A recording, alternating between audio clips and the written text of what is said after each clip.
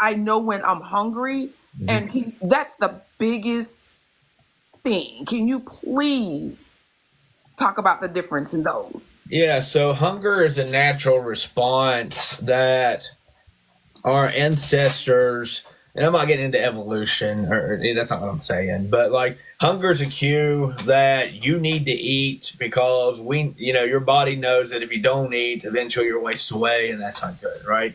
And so we have hormones like ghrelin and leptin and a few other ones that remind us when it's been a little bit too long between meals that, hey, you should probably eat. And that's how we get that hunger pain, right?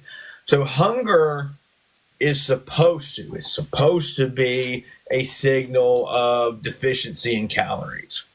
Now, that's not always true. Okay, one, hunger can be a sign of depression, right? So, for some people, we have an addiction to food when we're depressed, and we'll get hungry, even though it has nothing to do with the body actually needing nourishment at that time. Um, Also, with hunger, it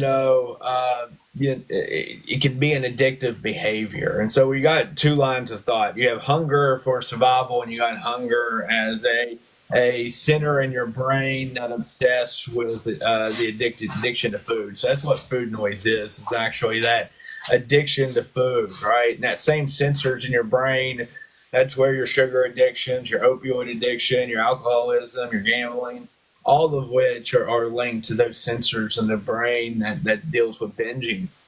One really cool thing is we're seeing a reduction of gambling, alcoholism, opioid addiction, Yeah. and obviously food noise with the advent of GLP-1 medicines. So we have to remember that hunger is a good thing if it's used correctly.